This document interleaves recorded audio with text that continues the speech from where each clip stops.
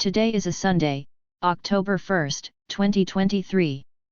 U.S. government shutdown prevented. What's next? Congress has passed an acting measure, but will lawmakers agree on detailed spending bills for the entire financial time?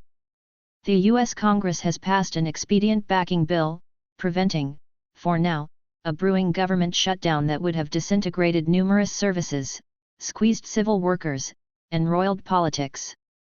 The House of Representatives suggested 33591 late on Saturday to fund the government temporarily, with 209 egalitarians supporting the measure compared with 126 Republicans in a show of rare concinnity that ended the stalemate. Still, civil agencies would have stopped all unnecessary work and would not shoot hires as long as the arrestment would last, if no backing legislation was legislated. U.S. President Joe Biden inked the bill after it was cleared by the popular-controlled Senate. The Republicans hardly control the U.S. House of Representatives. They are the main effects you should know about what's ahead. Temporary backing.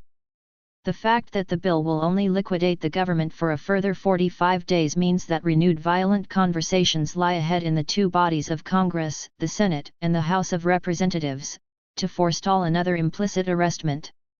Thus, if an agreement cannot be reached by November 17, millions of civil workers will, again, face delayed hires, including numerous of the roughly 2 million military labor force and more than 2 million mercenary workers across the nation. Before the last nanosecond deal, civil agencies had formerly drawn up detailed plans that spelled out what services would continue, similar as field webbing and border details, and what must shut down, including scientific exploration and nutrition aid to 7 million poor matters. President, Egalitarians fight for Ukraine funding. U.S. Congress has blocked new aid for Ukraine in the government spending deal despite calls from the White House and sweats by popular members of the Congress. Biden has and will be pressing Congress in the days ahead to give a fresh $24 billion for Ukraine and other transnational requirements amid Russia's ongoing eruption. According to the U.S. media, the Senate had proposed a bipartisan bill to shoot about $6 billion to Kyiv, but Egalitarians conservative of being indicted of a government arrestment passed the House interpretation of the bill with no aid. We cannot under any circumstances allow American support for Ukraine to be intruded, Biden said in a statement after the bill was passed. Ukrainian President Volodymyr Zelensky asked for further aid from the U.S. in a visit in late September when he met with Biden as well as top military officers and addressed Congress.